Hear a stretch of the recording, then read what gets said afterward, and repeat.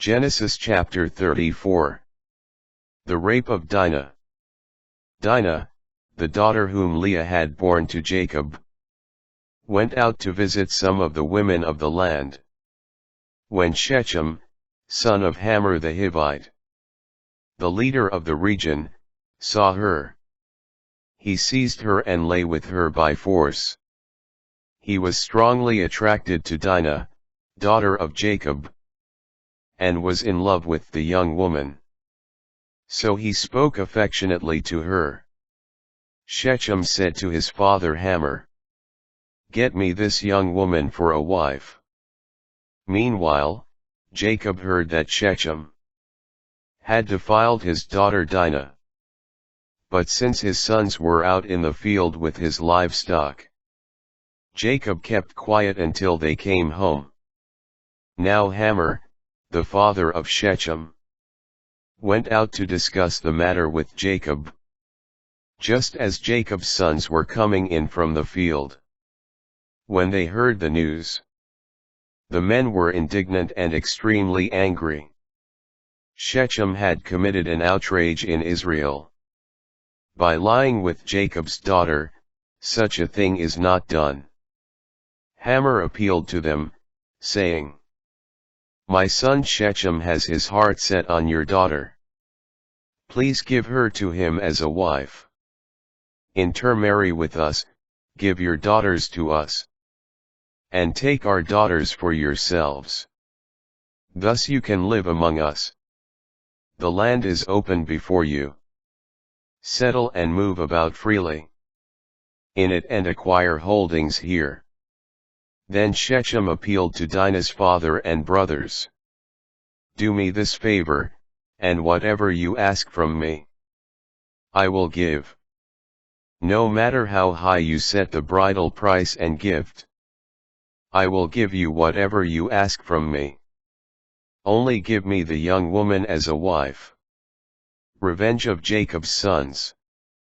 Jacob's sons replied to Shechem and his father Hamor with guile, speaking as they did, because he had defiled their sister Dinah.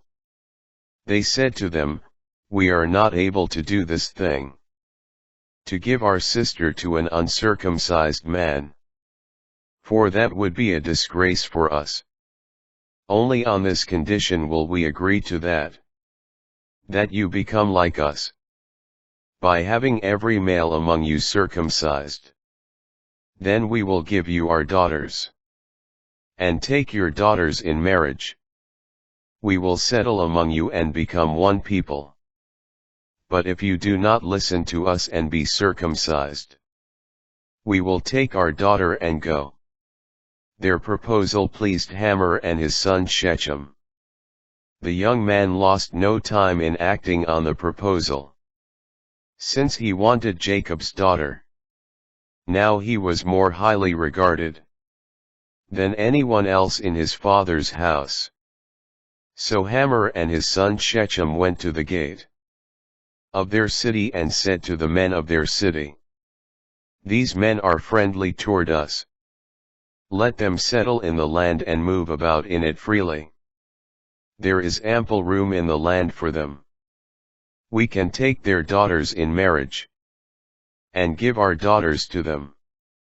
But only on this condition will the men agree to live with us and form one people with us, that every male among us be circumcised as they themselves are. Would not their livestock, their property, and all their animals then be ours? Let us just agree with them, so that they will settle among us."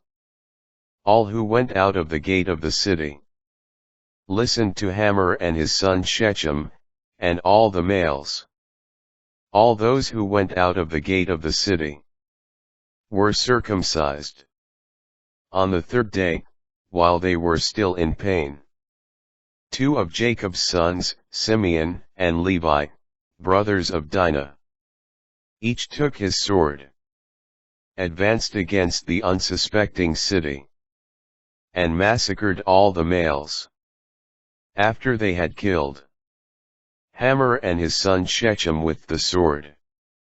They took Dinah from Shechem's house and left. Then the other sons of Jacob followed up the slaughter, and sacked the city because their sister had been defiled. They took their sheep, cattle, and donkeys, whatever was in the city and in the surrounding country. They carried off all their wealth, their children, and their women, and looted whatever was in the houses. Jacob said to Simeon and Levi, "You have brought trouble upon me by making me repugnant to the inhabitants of the land, the Canaanites and the Perizzites.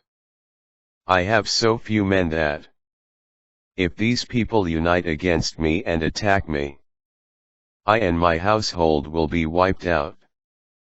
But they retorted, "Should our sister be treated like a prostitute?